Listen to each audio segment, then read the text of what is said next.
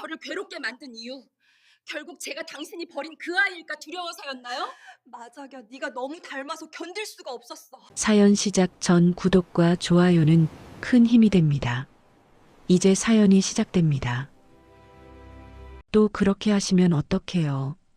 제가 몇 번을 말씀드렸습니까? 당신이 뭘 안다고 이래라 저래라야. 내 집에서 어머니, 제발 좀 목소리가 거실 한쪽 구석까지 날카롭게 흩어졌다.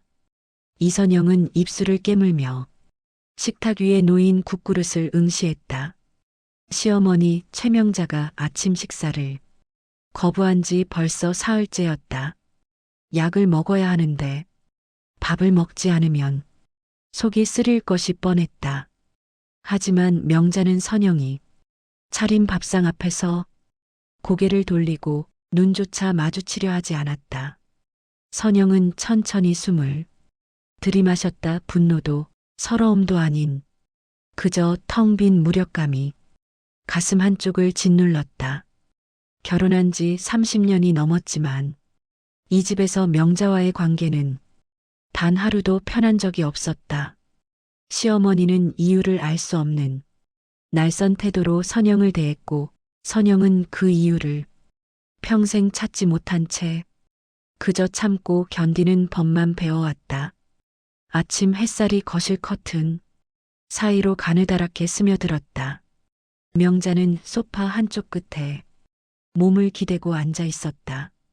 등이 굽고 손등에는 세월의 흔적이 짙게 배어 있었지만 여전히 그 눈빛만큼은 무언가를 향해 나를 세우고 있었다. 선영은 그 모습을 보며 문득 생각했다. 도대체 내가 무엇을 잘못했을까? 어디서부터 이렇게 꼬인 걸까? 처음부터 그랬던 것은 아니었다. 결혼 초기 선영은 최선을 다해 명자를 모셨다. 아침 일찍 일어나 밥상을 차리고 설거지를 하고 청소를 하고 명자가 좋아할 만한 반찬을 정성껏 준비했다 하지만 명자의 반응은 언제나 차갑거나 무관심했다. 칭찬은커녕 작은 실수 하나에도 날카로운 핀잔이 돌아왔다. 이게 뭐야? 이렇게 짜게 하면 어떡해? 청소를 이렇게 대충 해놓고 했다고 하니 당신 같은 며느리는 처음 봤어. 남편 박진수는 그 사이에서 애매한 중재자 역할을 했다. 어머니 편을 들자니 아내가 서럽고 아내 편을 들자니 어머니가 서운해했다. 결국 그는 어느 쪽도 확실하게 감싸지 못한 채 그냥 좀 참아. 나이 드신 분이니까 같은 말만 반복했다. 선영은 그런 남편을 탓하지 않았다. 어쩌면 진수 역시 이 관계 속에서 길을 잃은 사람이었으니까. 세월이 흐르며 선영은 점차 명자와의 대화를 줄여갔다. 필요한 말만 짧게 하고 가능하면 마주치는 시간을 최소화했다. 명자 역시 선영을 멀리했다. 두 사람 사이에는 보이지 않는 벽이 쌓여갔고 그 벽은 시간이 지날수록 더 높고 두터워졌다. 가족이지만 가장 먼 사람 한 집에 살지만 서로를 이해하지 못하는 관계. 선영과 명자는 그렇게 어긋난 채로 세월을 보냈다. 그런데 이상한 것은 명자의 눈빛이었다. 가끔 선영을 바라보는 명자의 눈에는 분노나 혐오가 아닌 다른 무언가가 스쳐 지나가곤 했다. 그것은 슬픔 같기도 하고 후회 같기도 하고 혹은 두려움 같기도 했다. 하지만 그 순간은 너무 짧아서 선영은 제대로 확인할 수 없었다. 명자는 금방 다시 차가운 표정을 지으며 고개를 돌려버렸다. 식탁 위의 국그릇에서 김이 모락모락 피어올랐다. 선영은 그것을 바라보며 천천히 자리에서 일어났다. 더 이상 설득할 힘도 마음도 남아있지 않았다.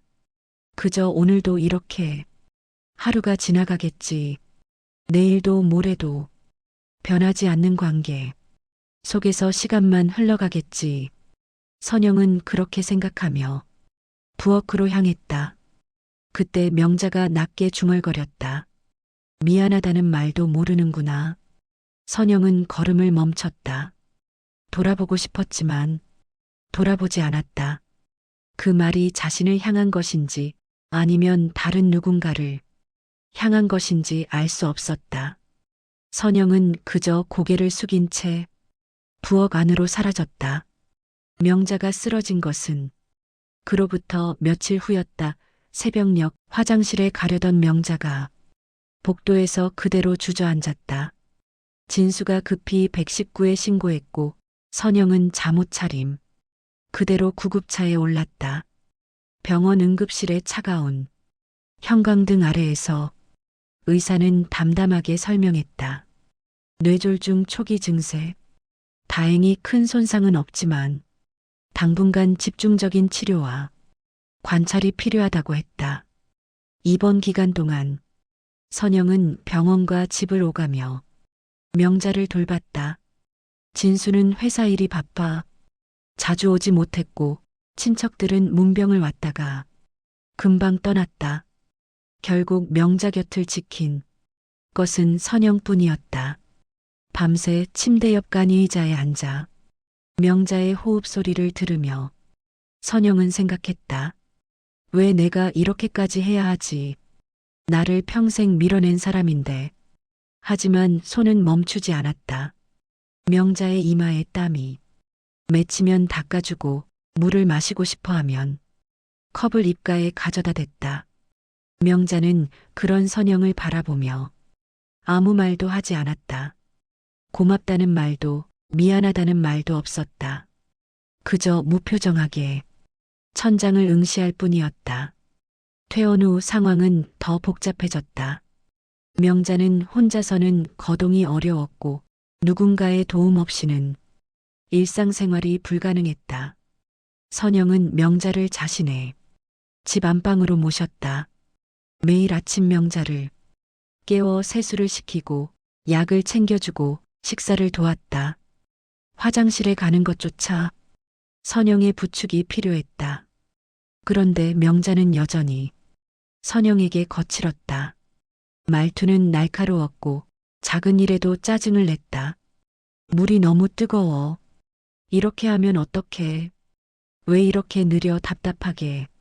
선영은 그 말들을 들으며 이를 악물었다 화를 내고 싶었지만 참았다. 환자니까 노인이니까 그렇게 스스로를 달래며 버텼다. 어느 날 밤 명자가 갑자기 열을 내며 헛소리를 했다.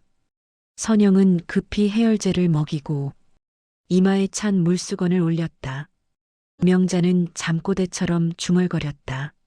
미안해, 정말 미안해, 지킬 수 없었어. 선영은 귀를 기울였지만 그 이상의 말은 들리지 않았다. 명자는 이내 깊은 잠에 빠져들었다. 새벽 2시 선영은 명자 옆에 앉아 그 잠든 얼굴을 바라봤다. 주름진 얼굴, 가늘게 떨리는 눈꺼풀, 힘없이 늘어진 입가. 명자는 이제 더 이상 나를 세우는 시어머니가 아니라 그저 연약한 노인일 뿐이었다. 선영은 문득 궁금해졌다. 이 사람은 왜 나를 이렇게 대했을까? 도대체 무슨 이유가 있었을까? 하지만 질문할 용기는 나지 않았다. 대답을 들을 준비도 되어 있지 않았다. 선영은 그저 조용히 자리에서 일어나 불을 끄고 방을 나왔다. 복도는 고요했고 어둠만이 깊게 내려앉아 있었다. 명자를 돌보는 일이 길어지면서 선영은 명자의 집을 정리할 필요를 느꼈다. 명자가 혼자 살던 작은 빌라는 한동안 비워져 있었고 곳곳에 먼지가 쌓여 있었다. 선영은 주말을 이용해 그곳을 찾았다. 진수도 함께 가려 했지만 회사 긴급회의로 혼자 가게 되었다. 현관문을 열자 오래된 집 특유의 냄새가 코를 찔렀다. 선영은 창문을 열어 환기를 시키고 청소를 시작했다. 거실, 부엌, 작은 방 하나. 집은 생각보다 단순했고 물건도 많지 않았다. 명자는 검소하게 살았던 사람이었다. 안방 장롱을 정리하던 중이었다. 오래된 이불과 옷가지들을 꺼내는데 장롱 맨 아래 깊숙한 곳에 무언가 단단한 것이 손에 닿았다. 선영은 그것을 조심스럽게 꺼냈다. 나무로 만들어진 작은 상자였다. 표면은 세월의 때가 묻어 있었고 손때가 짙게 베어 있었다. 무엇보다 눈길을 끈 것은 상자에 채워진 낡은 자물쇠였다. 선영은 잠시 상자를 들여다봤다. 왜인지 모르게 가슴이 두근거렸다. 이 상자 안에는 무엇이 들어 있을까? 왜 명자는 이것을 이렇게 깊숙이 숨겨두었을까? 선영은 상자를 흔들어 봤다. 안에서 종이가 부스럭거리는 소리가 들렸다. 열쇠를 찾아야 했다. 선영은 서랍과 책상을 뒤졌다. 한참을 찾던 끝에 화장대 깊숙한 곳에서 작은 열쇠 하나를 발견했다. 녹슬고 낡았지만 상자의 자물쇠와 크기가 비슷해 보였다. 선영은 열쇠를 들고 다시 상자 앞에 앉았다. 열쇠를 자물쇠에 넣었다. 뻑뻑하게 저항하다가 결국 돌아갔다. 찰칵 소리와 함께 자물쇠가 풀렸다. 선영은 잠시 망설이다가 천천히 상자 뚜껑을 열었다. 안에는 오래된 서류, 몇 장과 흑백 사진, 몇 장이 들어 있었다. 선영은 조심스럽게 그것들을 꺼냈다. 서류는 누렇게 변색되어 있었고 글씨는 희미했다 하지만 읽을 수 있었다. 보호시설 위탁 기록, 아동 보호 관련 서류, 그리고 한쪽 구석에 명자의 필적으로 보이는 메모가 적혀 있었다. 선영은 그 글귀를 소리내어 읽었다.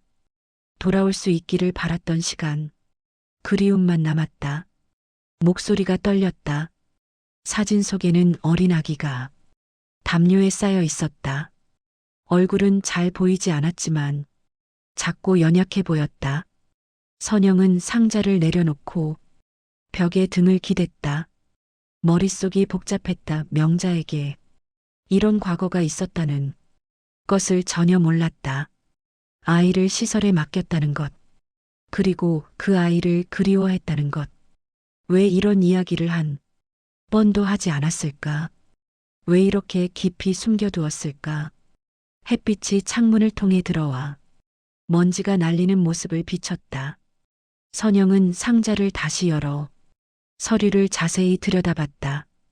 날짜, 장소, 아이의 성별 하나하나 읽어 내려가다가 선영은 숨이 멎는 것 같았다. 출생일 그 날짜가 낯익었다. 너무나 낯익었다. 그것은 자신의 생일이었다. 선영은 그 자리에서 움직일 수 없었다. 서류를 든 손이 떨렸고 심장이 빠르게 뛰었다. 출생일이 같다는 것. 그것이 우연일 리 없었다. 아니, 우연이기를 바라는 마음과 진실을 알고 싶은 마음이 뒤섞여 혼란스러웠다. 선영은 천천히 다른 서류들을 하나씩 꺼냈다. 시설 입소 날짜, 건강기록, 방문. 기록 명자는 정기적으로 그 시설을 찾아갔던 것으로 보였다. 몇 달에 한 번씩 방문. 기록이 찍혀 있었다. 하지만 어느 시점부터 그 기록이 끊겼다. 마지막 방문일 이후로는 아무런 기록도 없었다. 사진을 다시 들여다봤다. 아기는 담요에 감싸여 있었고 눈을 감고 있었다. 평화롭게 잠든 모습이었다. 사진 뒷면에는 연필로 희미하게 날짜가 적혀 있었다. 그 날짜 역시 선영이 출생 시기와 일치했다. 선영은 상자 안을 더 뒤졌다. 맨 아래에는 작은 노트 한 권이 있었다. 표지는 낡았고 모서리가 헤어져 있었다. 선영은 조심스럽게 그것을 펼쳤다. 명자의 일기장이었다. 몇 페이지만 채워져 있었고 나머지는 백지였다. 첫 페이지를 읽었다. 오늘 아이를 시설에 맡겼다. 가슴이 찢어지는 것 같았다. 하지만 다른 방법이 없었다. 지금은 키울 수 없다. 언젠가 다시 데려올 수 있을까? 그날이 오기를 기도한다. 다음 페이지. 오늘 아이를 보러 갔다. 많이 컸다. 건강해 보였다. 안아주고 싶었지만 참았다. 내 품으로 돌아올 날을 기다린다. 몇 장을 넘기자 마지막 페이지가 나왔다. 더 이상 갈 수 없다. 아이는 다른 가정으로 입양되었다고 들었다. 좋은 가정이라고 했다. 다행이다 하지만 마음 한쪽이 텅 비어버렸다. 용서받을 수 없을 것이다. 평생 이 죄책감을 안고 살아야 한다. 선영은 일기장을 덮었다. 눈물이 흘러내렸다. 자신도 모르게 흐르는 눈물을 닦지도 않았다. 모든 것이 맞아떨어졌다.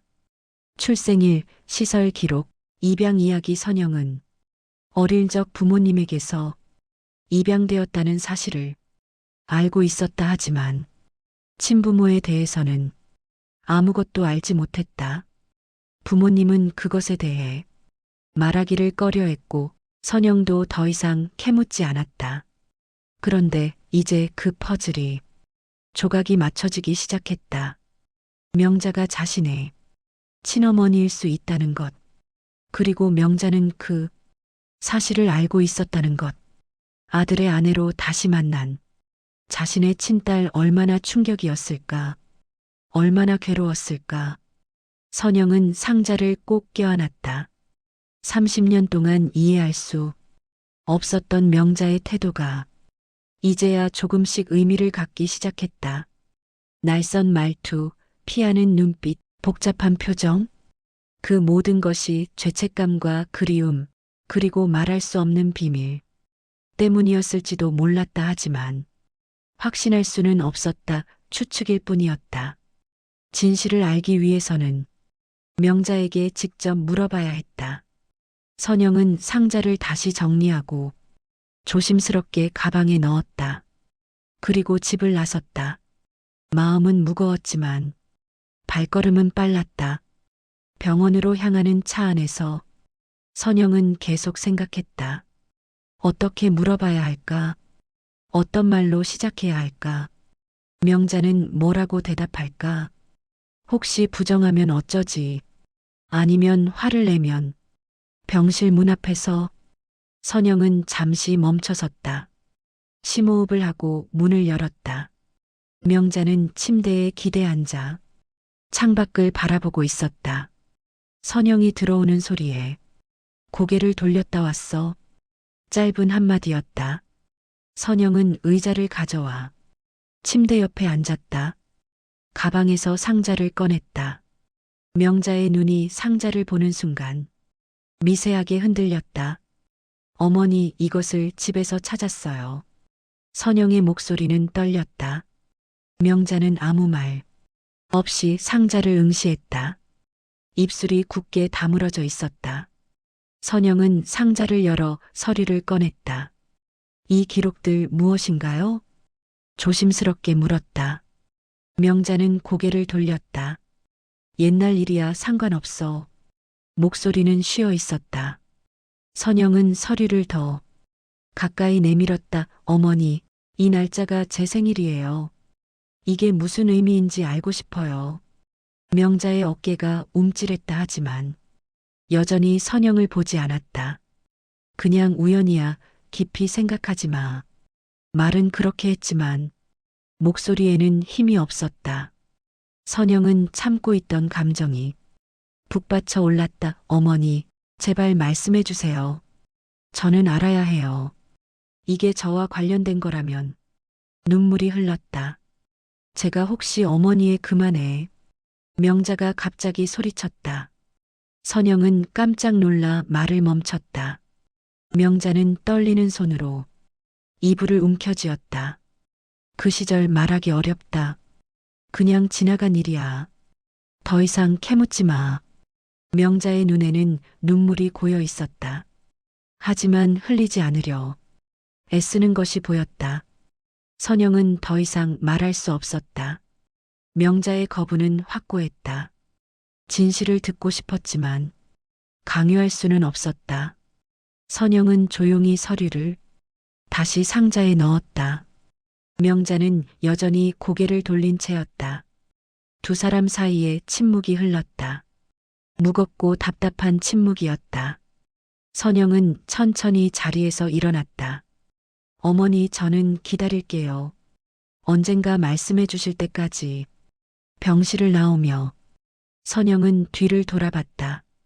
명자는 창밖을 바라보고 있었다. 그 뒷모습이 무척이나 외로워 보였다. 선영은 문을 닫고 복도를 걸었다. 답을 얻지 못했지만 포기하지 않기로 했다. 진실은 반드시 밝혀질 것이다. 선영은 며칠 동안 잠을 제대로 이루지 못했다. 명자의 거부는 오히려 확신을 더 강하게 만들었다. 그 반응 자체가 무언가를 숨기고 있다는 증거처럼 느껴졌다. 선영은 서류에 적힌 보호시설의 주소를 다시 확인했다. 그곳은 서울 외곽에 있었다. 주말 아침 선영은 진수에게 친구를 만나러 간다고 둘러댔다. 진수는 대수롭지 않게 고개를 끄덕였다. 오래 걸려? 어머니, 점심은 내가 챙길게. 선영은 고맙다고 말하고 집을 나섰다. 버스를 2번 갈아타고 도착한 곳은 조용한 주택가였다. 서류에 적힌 주소를 찾아가니 낡은 2층 건물이 나타났다.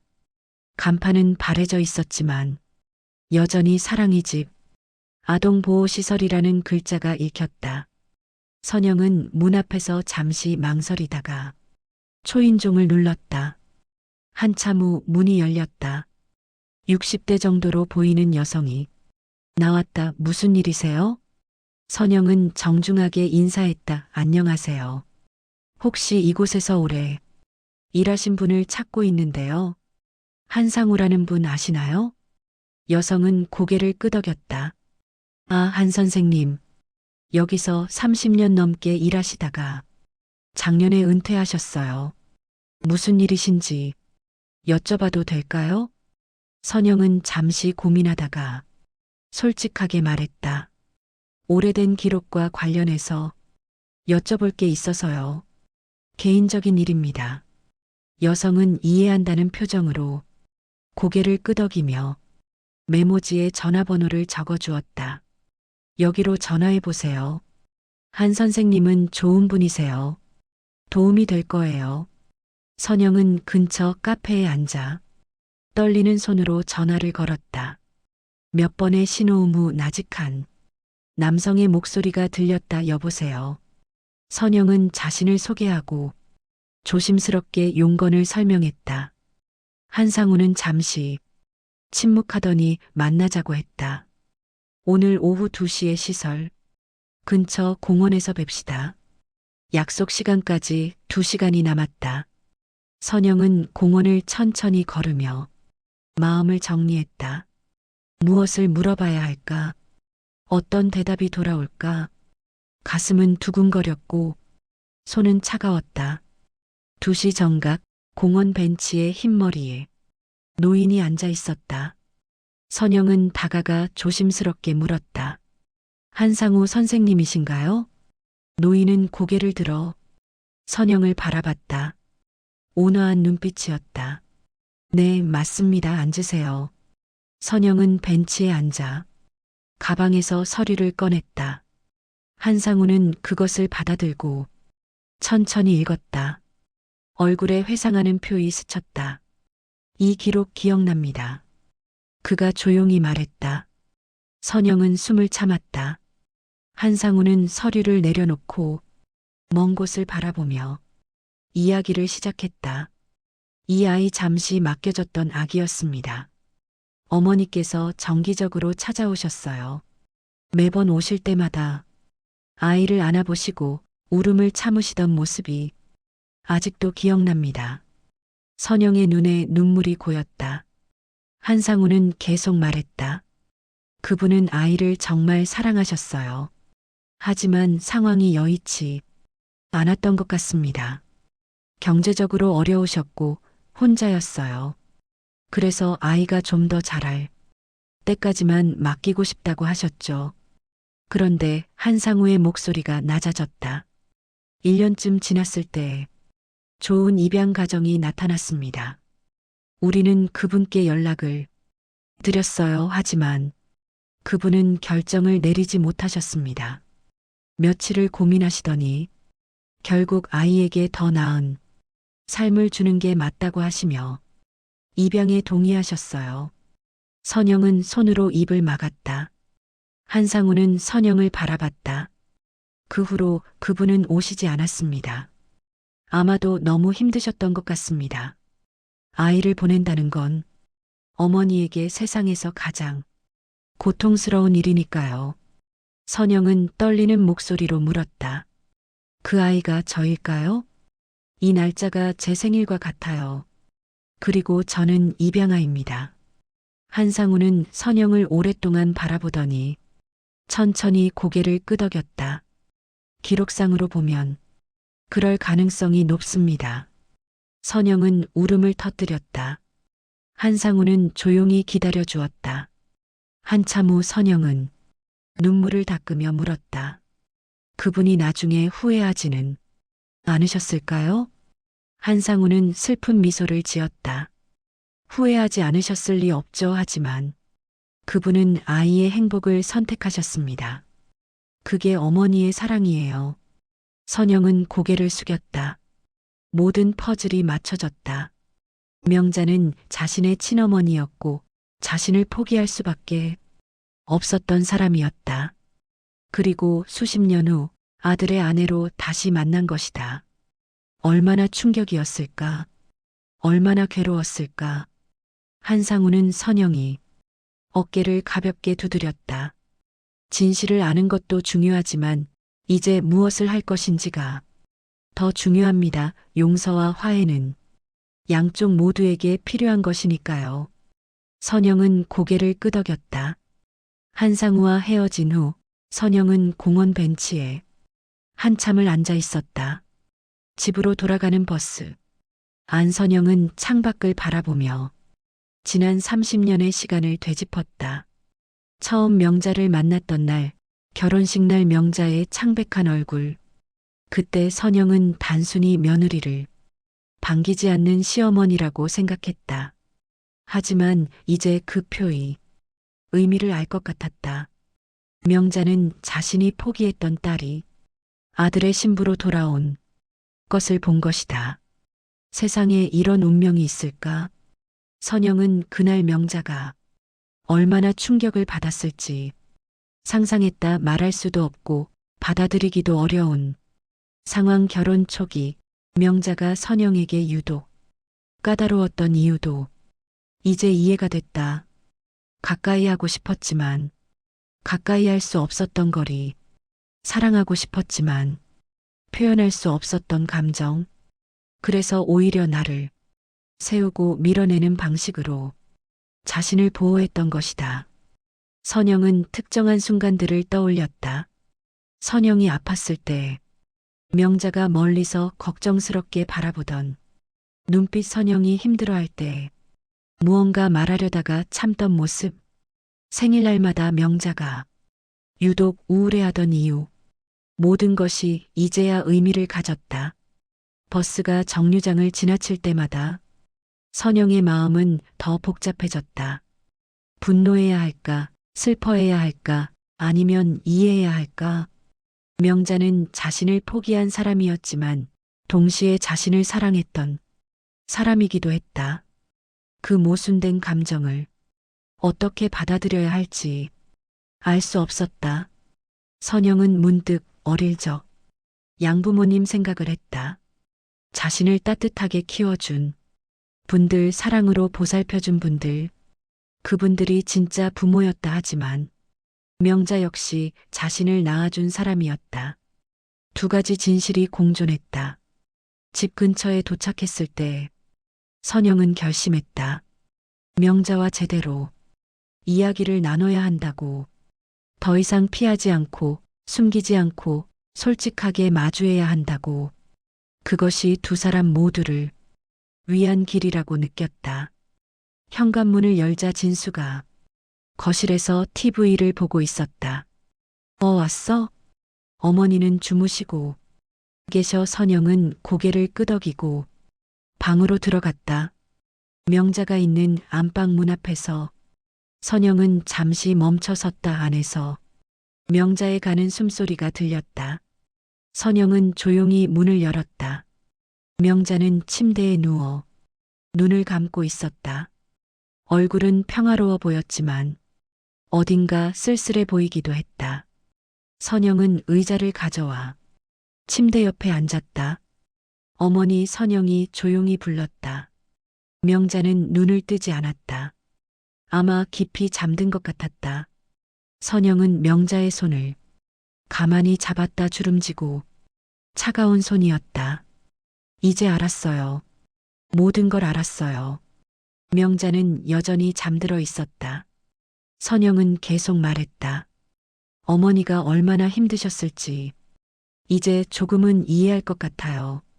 하지만 아직 제 마음도 정리가 안 돼요. 시간이 필요해요. 우리 둘 다. 선영은 명자의 손을 꼭 쥐었다. 하지만 한 가지는 확실해요. 저는 어머니를 미워하지 않아요. 미워할 수가 없어요. 눈물이 또다시 흘러내렸다. 선영은 그대로 명자의 손을 잡은 채 조용히 앉아 있었다.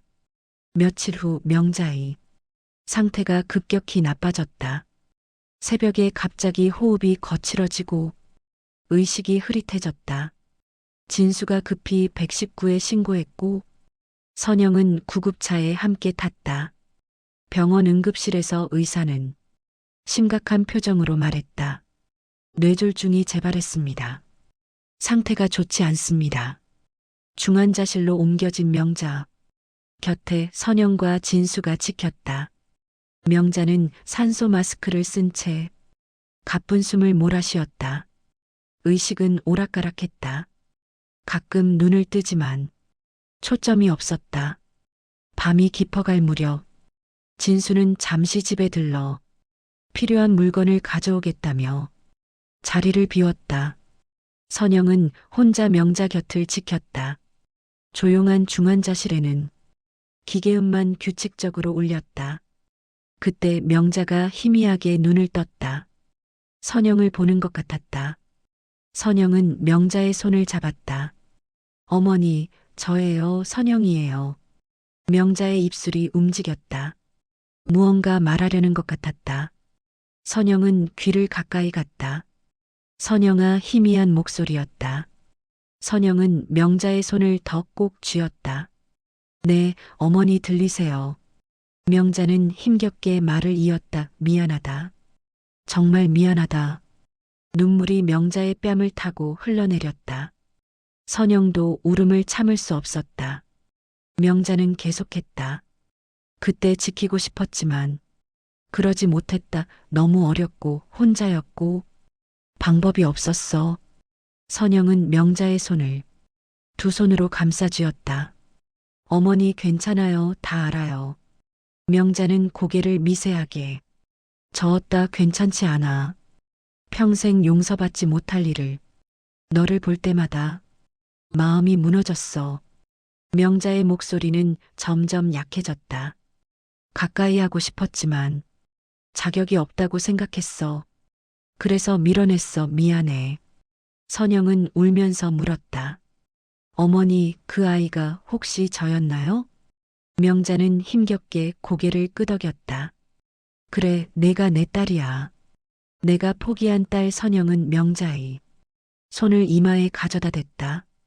어머니, 저는 이해해요. 정말이에요. 어머니도 힘드셨던 거잖아요. 명자는 희미하게 미소 지었다. 고마워. 이렇게 말해줘서. 처음 내가 진수의 신부라고 나타났을 때 명자는 잠시 숨을 고르고 말을 이었다. 세상이 무너지는 것 같았어.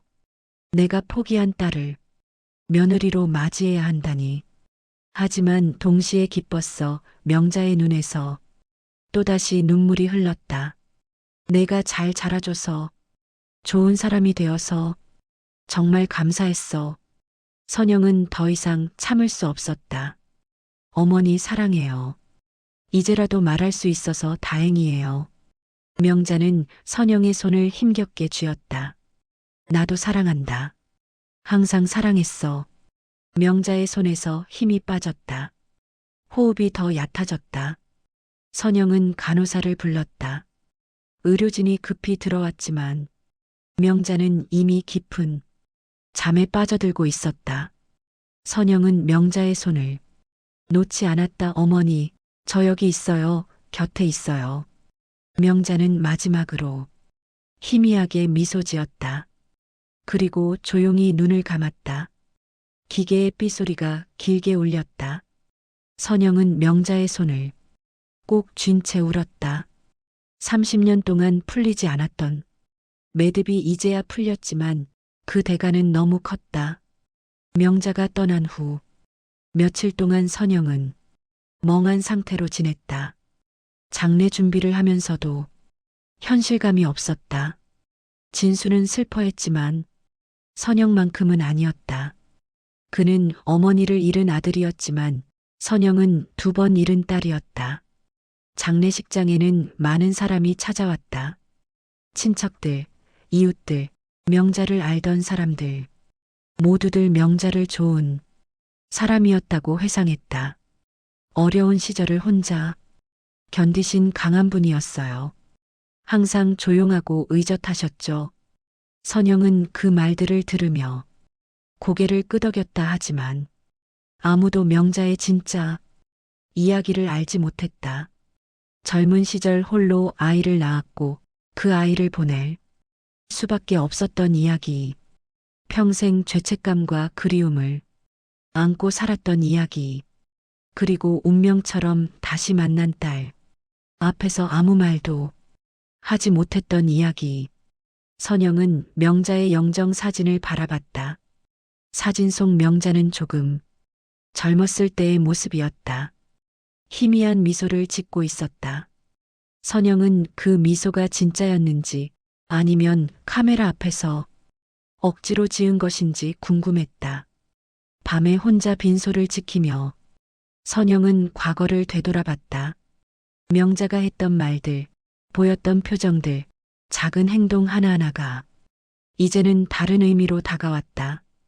당신은 모르는 게 좋아라고 했던 말, 너무 가까이 오지 마라고 했던 경고, 내가 무슨 자격으로라고 중얼거렸던 혼잣말 모든 것이 숨겨진 진실의 조각이었다. 명자는 선영을 밀어내면서도 놓을 수 없었다. 딸이라고 말할 수 없었지만 며느리로라도 곁에 두고 싶었다. 그 모순된 감정 속에서 명자는 평생을 괴로워했던 것이다. 선영은 문득 양부모님 생각을 했다. 벌써 세상을 떠난 지 10년이 넘었다. 그분들은 선영을 진짜 딸처럼 사랑해 주었다. 선영이 입양하라는 사실을 숨기지 않았지만 그것이 사랑의 차이를 만들지는 않았다. 선영은 그분들 덕분에 행복한 어린 시절을 보냈다. 명자는 그것을 알고 있었을까? 자신이 보낸 딸이 좋은 가정에서 사랑받으며 자랐다는 것을, 그래서 조금이나마 마음에 짐을 덜 수 있었을까? 아니면 오히려 더 괴로웠을까? 자신이 주지 못한 사랑을 다른 사람이 주었다는 사실이. 진수가 커피를 가지고 들어왔다. 좀 쉬어. 내가 지킬게. 선영은 고개를 저었다. 괜찮아. 마지막이잖아. 진수는 선영 옆에 앉았다. 한참 침묵하다가 조심스럽게 물었다. 너 어머니랑 무슨 이야기 나눴어? 마지막에 선영은 잠시 망설이다가 말했다. 어머니가 미안하다고 하셨어. 그리고 사랑한다고. 진수는 고개를 끄덕였다. 어머니 속마음을 잘 표현 못하는 분이셨어. 하지만 당신을 많이 아꼈을 거야. 선영은 쓴 미소를 지었다. 아꼈다는 표현으로는 부족했다. 명자는 선영을 사랑했다. 딸로서. 하지만 그 사랑을 표현할 방법이 없었다. 그래서 오히려 나를 세우고 멀리했다. 얼마나 고통스러웠을까. 새벽이 되자 장례식장은 조용해졌다. 선영은 명자의 영정 앞에 무릎을 꿇고 앉았다. 어머니, 이제는 편히 쉬세요. 더 이상 괴로워하지 마세요. 저는 어머니를 이해해요. 그리고 용서해요. 눈물이 멈추지 않았다. 선영은 울면서도 계속 말했다. 어머니가 저를 포기한 게 아니라 저를 위해 선택하신 거였다는 거 알아요. 그게 얼마나 힘든 결정이었는지도 알아요.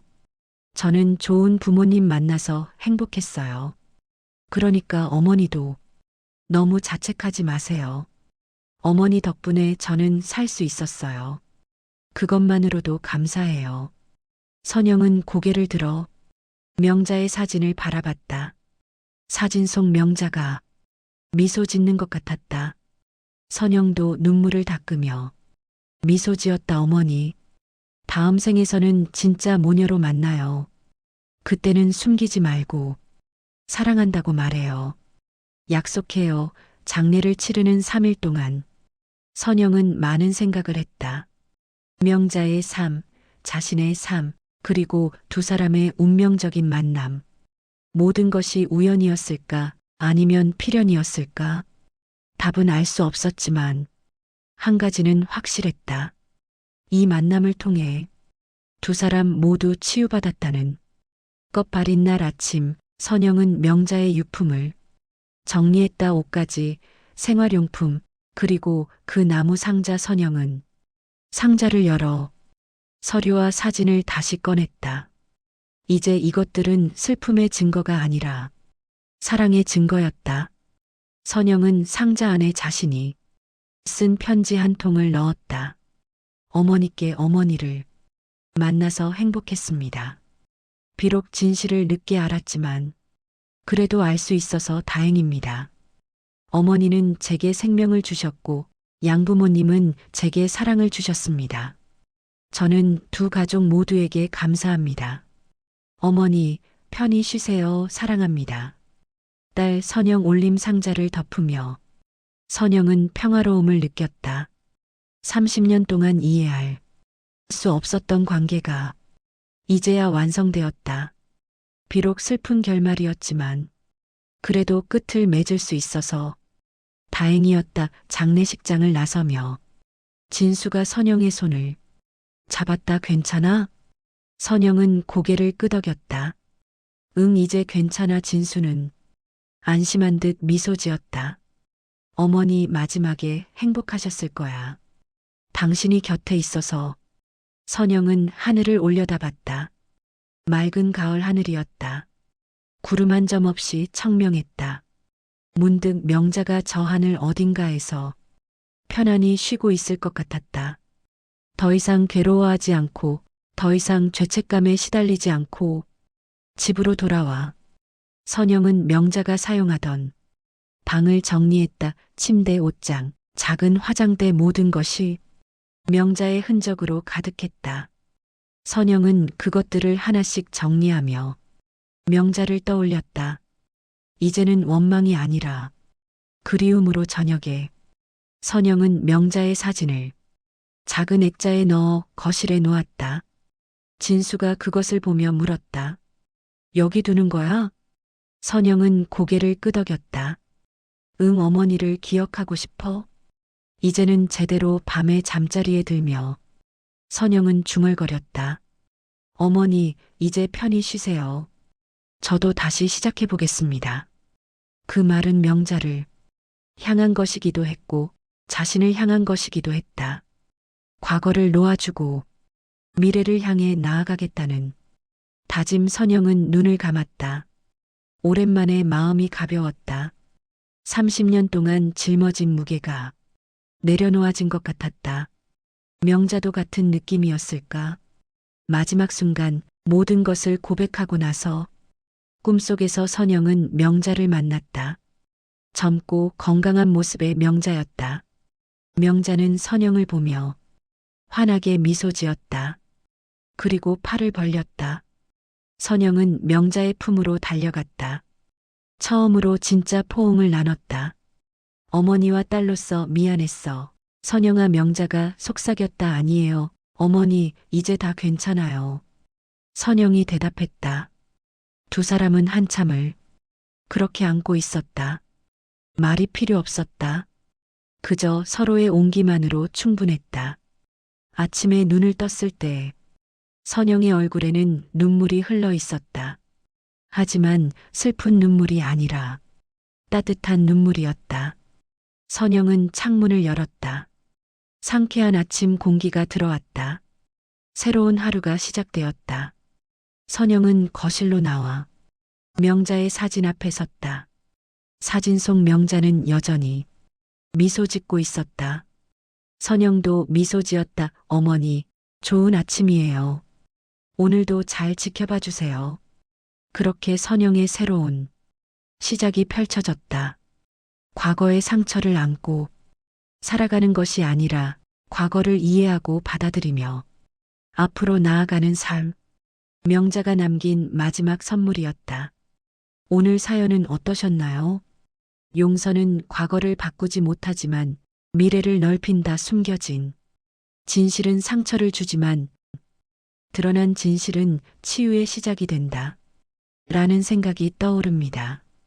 제 사연을 시청해 주신 모든 여러분들께 감사드리며 다음 사연으로 찾아뵙겠습니다.